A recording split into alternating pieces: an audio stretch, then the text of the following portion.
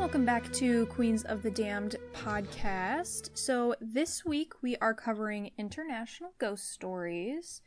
But before we start, we also wanted to give a shout out to two of our patrons. Thank you to Catherine Hawkins and my professor, Dr. Carrie Manning. We appreciate your donations. They mean a lot to us, and if you want to make your own Patreon donation, don't forget that you can find us at patreon.com/QOTD podcast.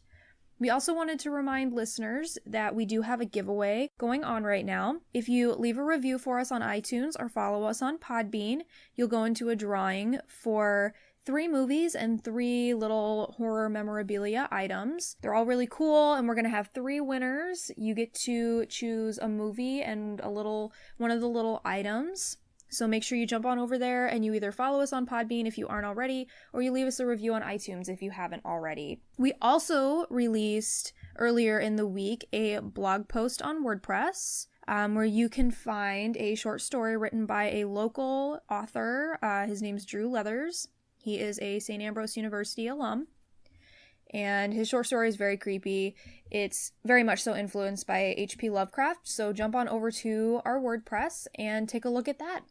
Thank you guys so much for listening already, and enjoy the show. So the first one that I chose is from Romania, which isn't a surprise at all. And it is the Strigoi of Romania. In English, it means poltergeist, actually, which I was really surprised by. But Strigoi are basically the origin of the vampires we know today. And on St. Andrew's Day in Romania, they believed that the Strigoi would emerge from their graves and they would compete for who would ever bring the villagers the most misfortune. So whoever won got like all this control over basically just destroying the lives of all these villagers. I thought that was a little strange. But basically the Strigoi are troubled souls rising from the dead. They don't have to have a physical body. They can be ghosts. Or they actually can be a living person, or they can be like a dead person walking around. They can be a lot of different things. And they can have all sorts of powers. Sometimes witches were considered Strigoi, but most of the Strigoi could transform into animals, they could become invisible, and they could drain blood. So the first Strigoi was a Croatian man named Jure Grando, and it was in 1656. He terrorized the village after he died, and he was decapitated in 1672. And then another one was a Serbian man named Peter Plagojewicz.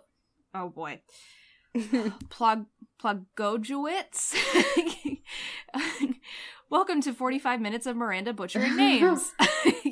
But he died in 1725, and he became a Strigoi after his death. And when he came back as a spirit, he haunted his son, and he, like, demanded his son feed him or something, and then his son refused, and he brutally murdered him. Yikes. Yeah. And then another one, his name was Bel Apoc, and he was a count who was blamed for the mysterious deaths of multiple children in a village. And when the villagers decided that it had to be this guy, they burned his castle down. So, yeah. But there are different types of Strigoi. Okay, I'm definitely gonna butcher this first one. This Strigoica. Okay. Good enough. It's a witch, basically. It's like a witch vampire kind of person. And then there's also the Strigoi Mort, which is way more deadly than a normal Strigoi, because not only are they part human, but they're also demon, and so they're just pure evil, basically. They wreak more havoc than a regular Strigoi would. So there are a lot of ways that you can become a Strigoi.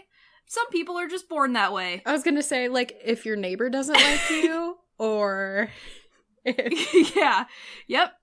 Also, if you're the 7th child of the same sex in a family, you can become a Strigoi. If you are a redhead, you can become a Strigoi.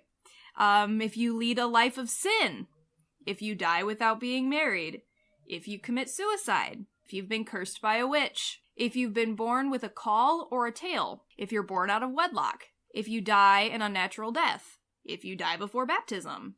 If you're left-handed. That one's not on here, believe it or not. This one's really weird. So if you're the child of a pregnant woman who didn't eat salt while pregnant, or who was looked at by a vampire while pregnant. So just looked at. Wow. Yeah, or, you know, bitten by a vampire, the one we all know. And then you die filled with pain and regret. So, lots of ways to become a Strigoi. So, to kill a Strigoi, it's, I mean, pretty much what we know today about vampires. You dig up its body, you turn it over, and then you plunge a stake through the heart. And if you don't kill it within 7 years, it no longer has to dwell in its own grave. And it can roam wherever it pleases. I actually thought the way that they killed a Strigoi was interesting because the way they dealt with witches in Barbados is they did the same thing. Oh god, it was brutal. They would push witches into their burial pit and, like, they would fall onto a stake that was at the bottom. And the reason that the stake was there is so that they couldn't, like, rise out of the grave, and also they had to be face down so that it would be harder for them to rise out of the grave too. But I thought that was interesting how far apart they are, but they do the same things to deal with their demonic creatures. But yeah, that's the Romanian Strigoi. Very cool. Oh my god. Yeah. And that is what Guillermo del Toro calls his vampires in The Strain. Yep. Yep. That's so cool. Which is a super cool show and a good book. Yep. So this is where modern vampire legend came from. Like, Bram Stoker did a lot of research about this particular type of supernatural creature that turned into his... Well, I think it all started with a physician named Polidori. He wrote a novel called The Vampire. That was the first one. And then Dracula was based on the vampire. Yes. Yeah. So Polidori probably did a lot of research on the Strigoi, and that's where he got it from. Interesting. Very cool. That whole... Do you know anything about the salt? No, Why? I thought that was so weird. I don't know. I don't know. Because no other site, like, I only found it on one site, so maybe it's inaccurate. I don't know. But no other site mentioned anything important about salt. My thing is... Okay, so back then, it was hard to get salt, right? I had a history teacher who said if he could time travel, what he would do is go sell salt back in, well, I don't know, whenever it was uncommon. He would go back there, sell salt, and get rich. So I wondered if, like, it was a privilege thing, like wealthier people had access to salt because it's a luxury. Like, this is just a wild speculation, but that seems so random, but there's something, right? Yeah. There's something there. I don't know, because the only thing that I ever heard with, like, salt and pregnancy was if you're craving salty food, that means you're having a boy. Oh, really? Yeah, that's an old wives' tale. But otherwise, that is really bizarre. Yeah. Well, and, like, isn't salt... I'm probably just thinking of Supernatural now that I think about it. But, like, salt is a way to keep demons away, isn't it? At least in, like, current tradition and stuff like that. So I wonder if it has anything to do with that. Like the circle of salt to keep, I don't know, any sort of malevolent spirit or any spirit can't cross the circle of salt for some reason. So there's got to be something behind that. Yeah, but I always wonder with those kinds of things, where that comes from. Because I guess most of the places that I've seen that are like voodoo, you know, Southern Creole witchcraft. So I don't know if that would have crossed over from Romania. Listeners, since we don't engage you in this conversation quite enough, if you have the answer to this or any speculation of your own, post on our Facebook or give us an email at qotdpodcast@gmail.com and let us know what you think. Yes, it's a mystery. What do you have for us, Rachel? Okay, so my first legend is called El Sombrero Ron. It's a Guatemalan legend. El Sombrero Ron is kind of a legendary boogeyman in Guatemala. He's also found in other Latin American countries and in Mexico, but generally he's associated with Guatemala. So he's a short man who dresses in all black. He has black boots that click when he walks, and on his head he wears a large black sombrero.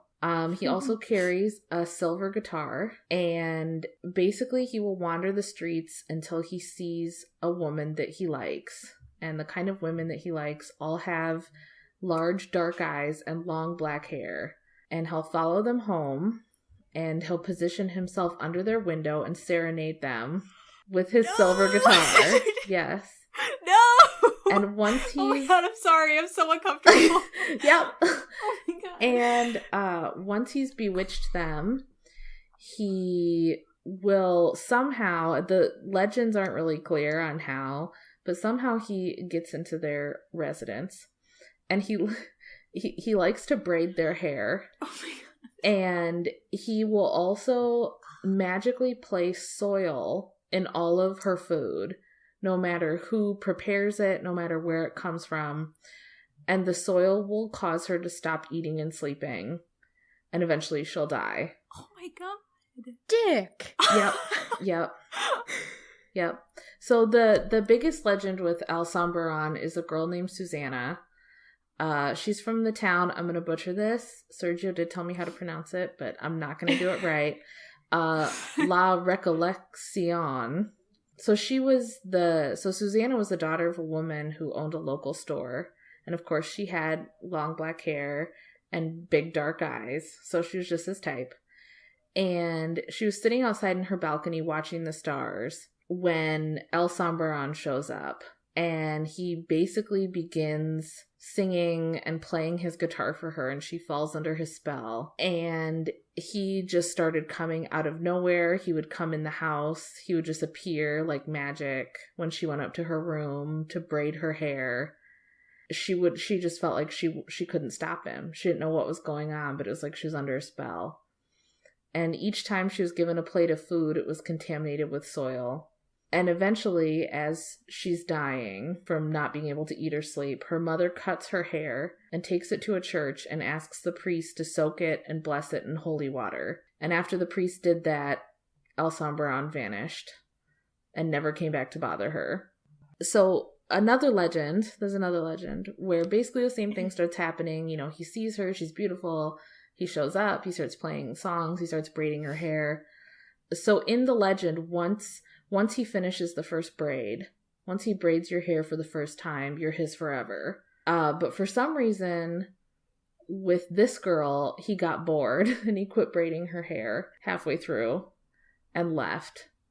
But unfortunately, she was already under his spell, and she ended up dying of a broken heart because El Sombrero Ron never came back. Huh. Yeah. Oh my god. So the basic point of this story, obviously, is to warn girls that being out with a man in the moonlight, he's playing you romantic music, he's just trying to seduce you. You know, it's really about trying to get people to uphold traditional family values. Mm-hmm. Yeah, it's basically just to scare girls into doing what they're supposed to be doing, and don't go out with strange men at night. It's like the Little Red Riding Hood of Guatemala. It is like the Little Red Riding Hood of Guatemala. Yeah. I was going to say, it reminds me of two poems that I read this semester. Mm-hmm. One of them was called The Goblin Market by Christina Rossetti. Have either of you read that? No, but I'm Googling it right now. Oh my god, you guys need to read it, because it's a ride. It's a lot. But in it, it's like, one of the girls eats fruit that the goblin men sell, and she just like pines away after she eats it, and it's kind of has the same moral. Well, no, it doesn't have this. Okay, you just have to read it. It's really complicated. It's really long. Yeah, she's making a comment about the whole moral of like, don't whatever. But it also reminded me of Eve of St. Agnes by Keats, because he like sneaks in and he like seduces her and yeah. whatnot. So the legend is on January 22nd. If you're a virgin or unmarried, if you fast that night and think of, well, I think you have to leave food out or something, your future husband will come visit you. And this guy, Porfirio, is like into this other woman, and so he waits for her to go to sleep. And he goes into her room, and I mean, I swear it's romantic. It doesn't sound like it. But she has left out, like, fruit and bread and stuff like that. Yeah, I understand that. I was just thinking of Persephone and you never eat the fruit of the dead, don't give in to temptation, even though obviously the story is like she was kidnapped against her will, so it doesn't matter anyway. But and the difference I guess with this one is that they don't have a choice about eating the dirt. I mean, it just shows up in their food. Right, anytime they try to eat, it's just right there. No matter who prepares it or where it comes from, like even store-bought. That's really interesting. I've never heard anything similar to that. Like, And apparently he can still be seen around the different districts in La Antigua and Guatemala. People say they still see him at night wandering the streets trying to find beautiful women. Oh, so creepy. This is still a prevalent cultural ideal and still a story that's being so there's told. I actually got both of my stories from Sergio, but they're also both in a book that he gave me, Legends of Guatemala by Miguel Asturias, who's a Nobel Prize winning author from Guatemala. Highly, highly, highly recommended this book. But yeah, I mean, basically all the stories in this book are stories that are still told today. I mean, he knew right away when I said, do you know what's like a good, like paranormal, supernatural story from Guatemala? He was like, oh, El Sombrero Ron. I mean, that was just the first one he said, just immediately. Because that's like it's their like biggest. something that every child knows. And that's like their biggest legend. They're kind of their most famous one. Right. Oh, that's so neat. That's cool. That's a great one. I only have one for you, but it is kind of a concept, a type of entity that is talked about all over the world. And I picked a tulpa, which has made a recent resurgence in like the internet community of people trying to create them. And a tulpa is a very unique type of ghost. It's an entity that you create, like a person or a group of people will create this entity by concentrating obsessively on a thought or a series of thoughts. And it's said that once the entity gains power from this effort, it then becomes autonomous and it takes on a life of its own, and then it thinks for its own. Have you ever seen the show Chalk Zone? Remember that 90s cartoon? Either of you? I think I know what you're talking about. The premise of Chalk Zone is that you draw something on a chalkboard. You probably were, Rachel. You draw something on a chalkboard, and there's a parallel universe where whatever has ever been drawn on a chalkboard has its own life in this parallel universe. Well, that's kind of, sort of what a tulpa is.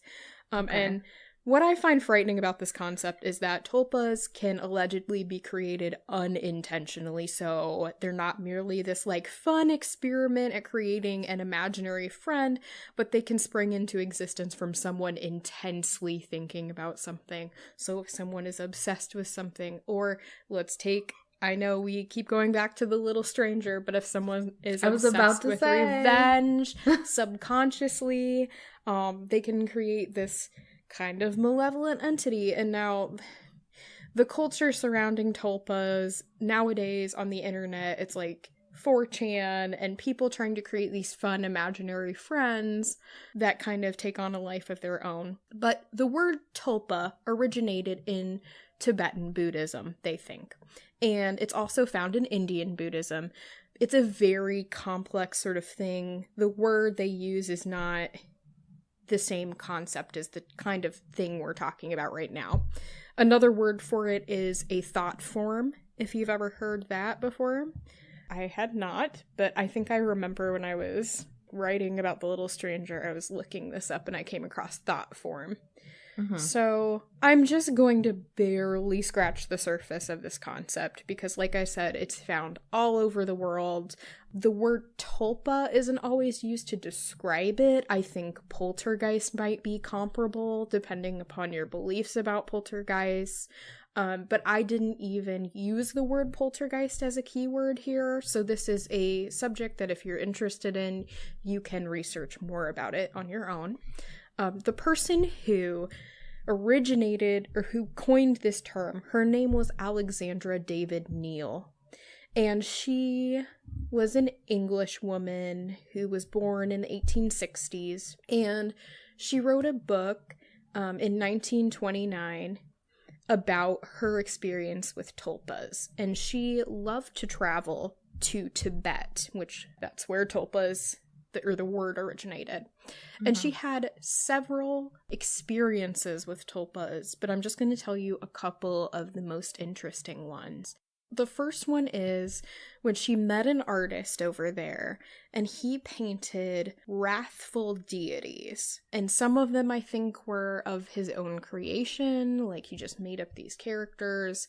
And one day, when he came into the room, she saw a figure following him into the room, and she reached out and touched it. And she was actually able to feel that it was soft before it disappeared, like it had some sort of substantiality, if that's a word. And she found out this artist had been performing summoning rituals before working on these paintings of these deities to try to get them to manifest. But Alexandra was always like, it was interesting because she was always kind of a skeptic, where she was trying to ground this stuff in science, and you're going to find that as I tell these stories. We're always coming back to pseudoscience. I'm like trying to fit, because it's something that is produced by the human mind. And if it's produced by the human mind, it might have some sort of origin in science, but it's very hard to do a controlled experiment on it. But she was always skeptical about this. And she said she wasn't sure whether the deity was actually answering his call when he summoned the deity and sending a tulpa to him, or if his obsession with the figure created a spiritual double that was following him around. Basically, his obsession took on its own life and followed him. And so after seeing these things a couple times, she experimented with creating her own tulpa. So what she did was she sat down and she made up a completely fabricated figure. He was a monk, and she said he was very short and jolly, and she concentrated on these specific characteristics, such as his appearance, his personality, and how he might even go about her apartment performing daily tasks as a guest there. And after a while, she didn't have to think about him to feel his robes brushing by her or to just feel his presence in the room. And of course, she considered that she could be experiencing a self-induced hallucination, right? If you think about something so obsessively for so long, you might start seeing stuff. But then other people who didn't know about the tulpa started seeing the monk with her. And after someone else saw the monk in her apartment one day, she decided she needed to destroy it because it was taking on its own physical characteristics. It was skinny instead of fat. It had a mean face instead of a kind face. And she felt it was becoming its own autonomous being. And this is how they described how she got rid of it. She ended her own built-up belief in its existence. And it took 6 months for her to basically deny its reality enough, I suppose, that it disappeared. And this is something that, like I said, still today, people are saying this is, I mean, it's had a resurgence lately. But as early modern, in the 1970s, in Canada, the Toronto Society for Psychical Research did an experiment where they created a tulpa, basically, and they didn't use this word, they just called him a man-made ghost. And I actually got this article from my 1981 edition of Reader's Digest Into the Unknown. And oh my god, if you have not seen one of these books before, please go find them. They're awesome. I'm pretty sure they're cheap, they're everywhere. They talk about stuff like UFOs and Bigfoot and paranormal stuff. But this was about a man-made ghost named Philip. So this society in Toronto decided to get together a group of 8 people and do a sort of pseudo experiment. And they fabricated an entity named Philip. So what they did was they concentrated on making him manifest himself after they purposely sat down and made details about him, including what he would have worn, what he would have sounded like, what he would have looked like, his whole life story, where he would have lived, and everything. And they purposely made details about him historically inaccurate, so that there was no chance that this guy could have ever existed. They made sure that the home they picked for him, which was called Diddington Manor in England, had no similar history. They made up this whole story about he was married and he fell in love with this other woman, and the woman was tried for witchcraft and burned at the stake, so he committed suicide and all this thing. So no one like that ever existed in the manor. And then they all had this consistent image of who he was in their minds, and they sat down trying to talk to Philip. And after a while, they would hear knocks on the table. They would ask him to knock once for yes, twice for no, like you would in spiritualism. And he would answer. He would fabricate his own answers to biographical questions. And then the table began moving around the room in an apparently aimless manner. It would move, try to go through the door and get stuck, and no one was moving the table. But what they thought was that obviously Philip didn't become his own entity, but Philip was a product of the group's subconscious that manifested physically. And so they would ask Philip a question, and if they were all certain of the answer, Philip would answer right away, definitely. But if some of them were uncertain about what Philip would say, then the answer would be unclear, or the knock would be, it would come in a few minutes instead of right away. So that was the most famous experiment that was done. There's one called the Skippy Experiment in Australia that's said to be ongoing. But it's basically the same thing where they made up this imaginary murdered 14-year-old girl and gave her a whole story, and they've said to have gotten the same sorts of results. Interesting. So that's kind of what we're still doing with the Tulpa. There's other similar entities across different cultures. I think the Jewish golem is sort of similar, except it's a very physical being, a clay being that has life breathed into it. Mm-hmm. And then there's this thing called the Finnish Etianen, and it's basically an entity or a projection that goes out before a person who has intentions. So, say you were sitting on the couch and expecting someone to come home, you would hear the door open, and then 5 minutes later the person would come home. But they are trying to scientifically explain this as well, because they say sometimes, if you're expecting somebody, you're going to hear noises that aren't actually them. So, but that's the Finnish sort of explanation of that. And what gets even more meta and interesting is that people speculate that cryptids are just tulpas, because we all have I know, it's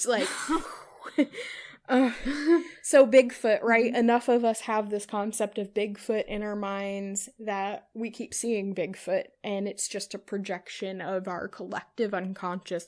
But some people say that this is probably impossible, because the concept of a tulpa is you have to have extremely specific details in order for it to manifest. And so if we all have different ideas of what Bigfoot looks like, then we're all going to see different stuff, or it's not going to manifest at all because it's just scattered thoughts, not concentrated. So that's what I have for tulpas, and like I said, I just scratched the surface, so there are probably a dozen more stories like this out there. Oh, I was just going to say, I could see where, something like Bigfoot would still work. Because, if you're out there and you really believe and you really think you're going to see it, it's like when you catch something out of, the corner of your eye. Mm-hmm. That kind of thing. I don't know, I could see it. Yeah. Right. I think maybe what they were saying is that it couldn't be a collective unconscious thing, like a group of people, or all of society, or all of Bigfoot believers, because all of them have different ideas about Bigfoot. But I don't know. In the case of Bigfoot, I think aren't the reports pretty consistent about the characteristics and the way it behaves and smells? Everybody knows what it looks like. Right. Yeah. Everybody knows Bigfoot. So yeah. Hey, leave that door open. So, has anyone heard any other stories like this? Yeah, so there's this podcast. It's a fictional podcast. It's really good. It's called the Black Tapes Podcast. And there's definitely a recurring character throughout that. One of the like demons, I guess, that they encounter that would qualify as this. So that's probably the only other time I've ever heard of it in like fiction besides The Little Stranger, but I've never heard of it in real life. Right.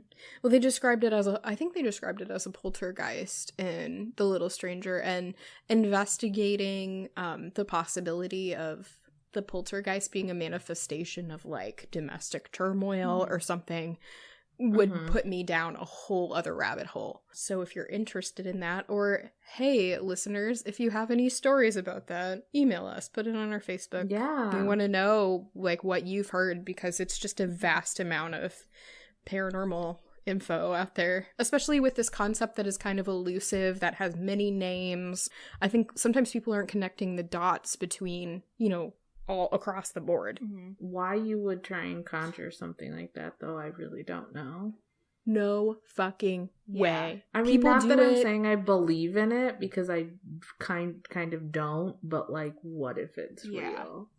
Why Of would you all risk paranormal it? things, of all paranormal things, I mean, I think people have paranormal experiences. I think a lot of them are explainable. But of all weird shit, I think this could be a good explanation for, I mean, a lot of things. I mean, we're people who exert a lot of energy, and we're very complex beings. And I almost wonder if there's stuff that we can do that we don't know about. That to me doesn't seem as like crazy, I guess. But it's still something that, I mean, the Philip experiment, there weren't controls, and a lot of people don't believe it. I mean, there's no way to, I don't know, is there a way to have a control for that type of thing, or? I don't think so, because I think anyone can say that they saw something. Yeah. And especially if you have a group of people who are in there trying to conjure whatever and just waiting for something to happen, and then someone goes, oh my god, did you hear that? And even if the other people didn't hear it, their brains are telling them you did. And so it's almost like a shared delusion. Yeah.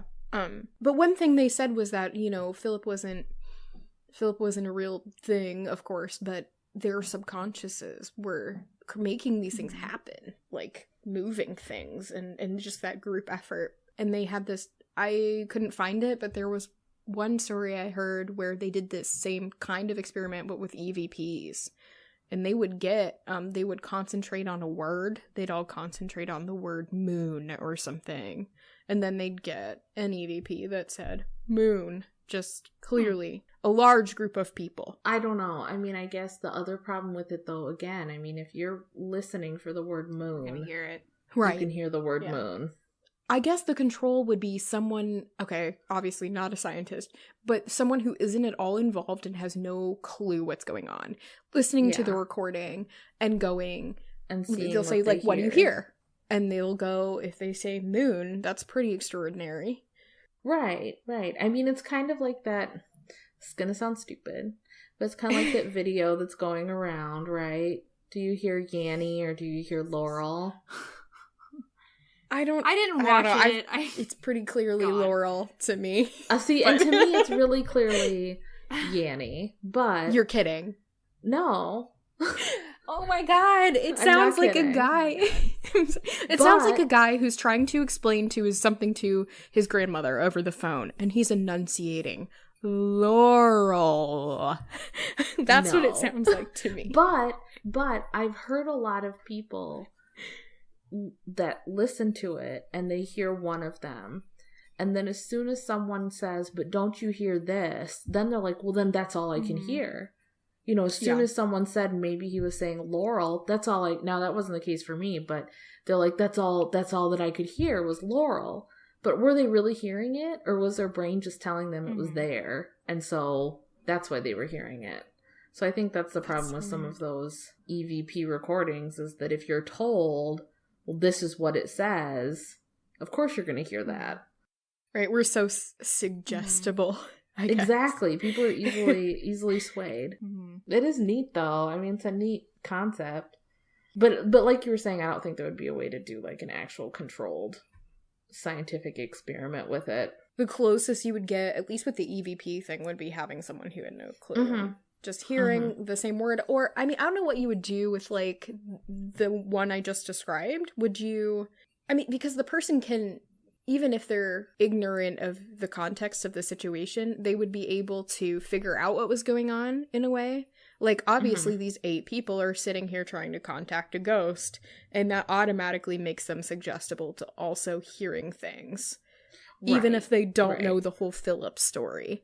But I will try to remember, I will post a picture of Philip on the blog. They did a very detailed sketch of, you know, what they thought he looked like. So interesting. Interesting. Yeah. Good one. It's a good choice. So I guess I should ask, which country did that, like, originate from? So the concept of a tulpa originated in Tibet. I think you probably said. Yes, you did say Tibet. I'm sorry. But they did the experiment in Canada. That's right. Okay. And then another place in Australia recently did it with the Skippy Experiment. Very cool. Okay. So the next one I picked was the night battles of the Benandanti. And this is from northeastern Italy, and it's an agrarian tradition from the 16th and 17th centuries.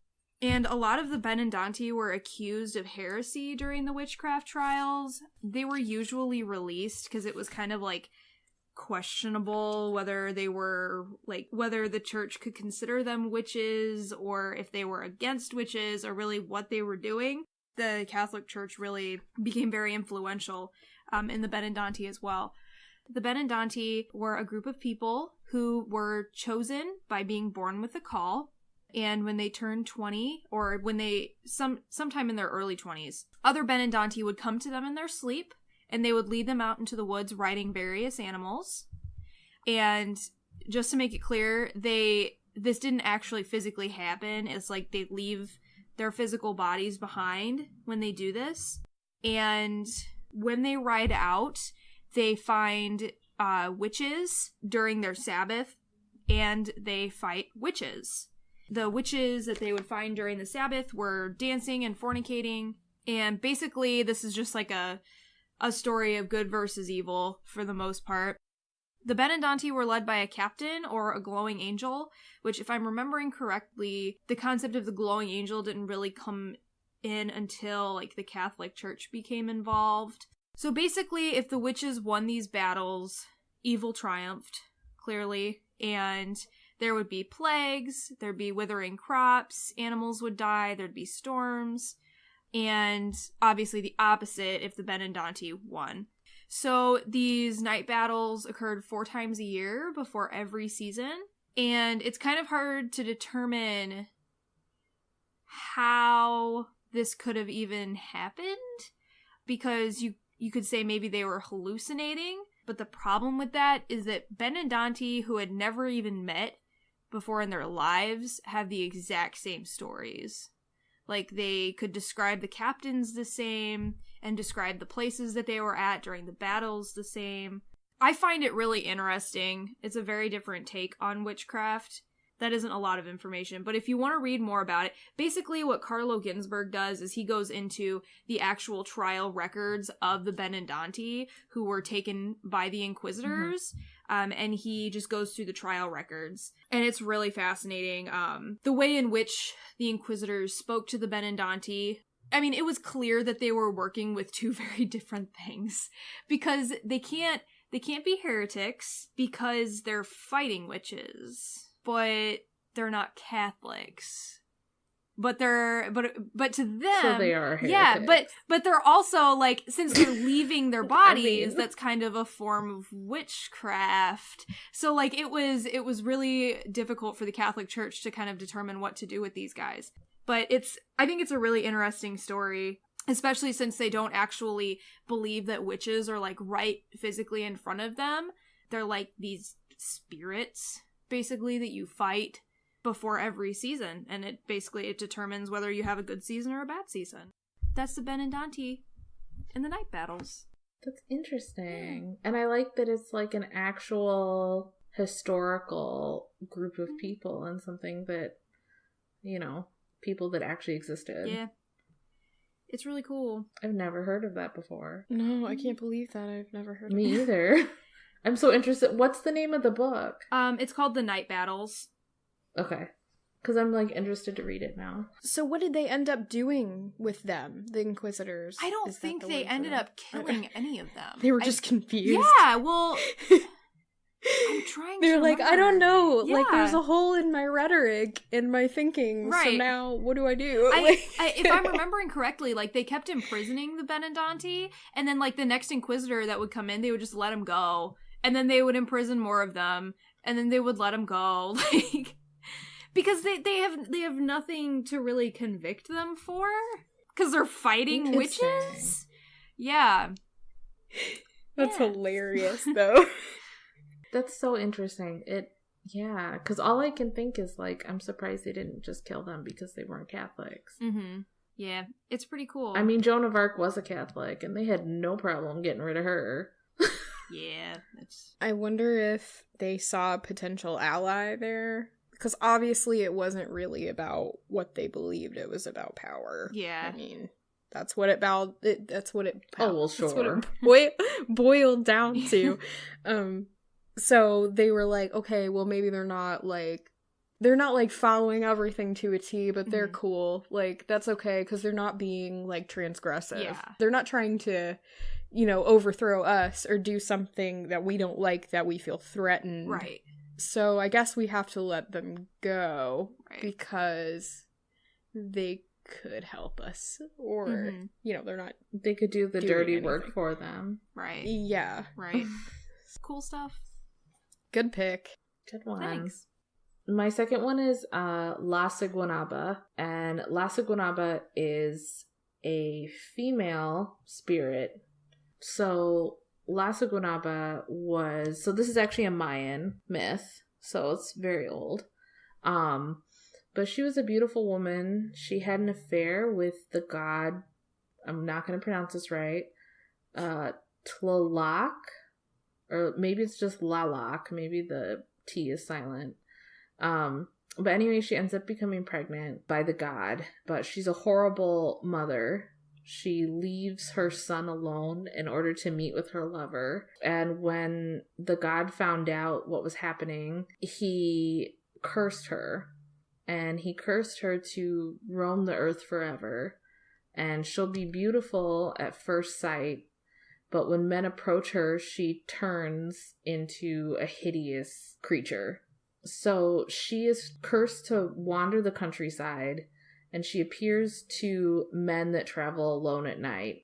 So, according to the legend, men who are unfaithful to their partners will be wandering the roads at night to, I assume, meet with their lovers. And they will encounter La Siguanaba by the river, and she will be brushing her beautiful hair with a golden comb, and she'll be wearing a transparent nightgown. And she will start to walk away from the river, and they'll follow her deeper and deeper into the forest. And then when they've reached the deepest part of the forest, she'll turn around, and instead of the beautiful woman they saw by the river, they will see a woman with pale skin of the dead, with eyes pulled out of the sockets, and both sockets bloody and red. Her skin is wrinkled and green. Her nails grow longer, and then she begins to laugh, and the laugh paralyzes the listener. And at that point, the men either lose their soul and die, or they go insane. So La Siguanaba can be conjured by the woman who's being cheated on, and she can appear as that woman to her husband or boyfriend or whomever is cheating on her in order to lure him more easily into the woods. Yeah. So the only way to combat her is to bite down on a cross and pray. And you have to do that at the same time before she begins laughing, and then you can get away. The point of this story, obviously, is don't cheat on your wife. Don't be wandering the woods at night. They wanted to control young men. Don't go around and be a Don Juan. Stay at home. Follow the family way. And that kind of thing. So this one's not as long, but it's interesting. Unless you happen to have a cross with you. Yes. And that, obviously, the cross, that was added after the conquistadors come in. Okay. Clearly, that's not from the Mayan version. Who knows what happened in the Mayan version. So, in some versions, she doesn't turn into this, like, hideous beast. Sometimes she turns around, she has the face of a horse. That's what happens in Guatemala. Okay. That's almost creepier. Yeah. Yeah, and in the legend in Guatemala, she turns around and she has the face of a horse. Oh. Yeah, and then some of them, it's just a skull. Like, she turns around and it's just a skull. But yeah, no, a lot of the myths from that region are interesting because they're a mix of Mayan myths and they're a mix of Spanish myths. And you have one or the other, and then you have some that have, like, fused together. Like, clearly this one, I mean, you have the Mayan myth, which is, like, the base myth, where she's having the affair with the god. And then you bring in, like, the cross, and you have to pray in order to get rid of her. Clearly that's from the Spanish that came in.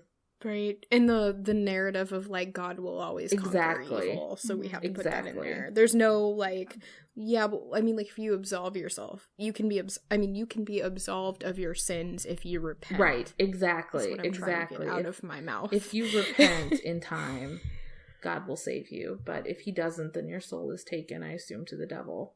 But it's interesting how, you know, the Spanish came in and obviously were not great. But how they still kept and adapted so many of the legends of the region, you know, the native legends. I think that's really interesting. And now they've just fused completely. And now people don't know the difference. And I think that happens quite a bit. They did that with, like, the Celtic people as well. And, like, oh God, this is like a fuzzy memory, but they would let people keep their local saints or local deities and then turn them into saints because they realized that in order to get them converted to Christianity, they couldn't take away their traditions completely. They had to integrate the mythology. Those were all great. No one did Japan. I'm super No, I was going to do one from Poland, but there were so many. I mean, when I was just Googling, like, international supernatural stories, I mean, there was a zillion. Every country. Yep. Yeah. If you have any favorite ghost stories from other countries, please let us know. If you're from another country or your parents or grandparents were from another country and they told you stories growing up, we'd love to hear those. That would be amazing. It's always, like, so much better hearing it from someone who, like, grew up with it rather than looking up on the internet. Definitely agreed. And if you know any books about, like, I know Marie, oh my God, I almost called you Maria. I don't know why. I'm not gonna sing it. I don't know why, but it almost came out. But yeah, so anyways, like, Miranda has the book about her legend, and then I have the one about the legends of Guatemala. You know, if anyone has any good book recommendations about international supernatural legends or paranormal legends or even just legends in general, they don't have to be spooky. Those are always really interesting to read. Yay! Thank you so much for listening. Don't forget you can follow us on Twitter at QOTD Podcast, on Facebook at facebook.com/QOTD Podcast, Tumblr at queensofthedamnpodcast.tumblr.com, and YouTube at Queens of the Damn Podcast. Don't forget to rate, review, and subscribe on iTunes, and subscribe to us on Podbean, Stitcher, YouTube, Google Play, and TuneIn Radio. You can follow us on our blog, queensofthedamnpodcast.wordpress.com, to find bonus content and extra information on our episodes. If you would like to donate to our show, you can find us at patreon.com/QOTD Podcast, where you can receive special perks as a listener for becoming a monthly patron. If you would like to make a one-time donation, you can send it to QOTDpodcast@gmail.com on PayPal. Donations are greatly appreciated. They improve the quality of the show and go towards the production of future merch along with a new logo. We'll see you next week.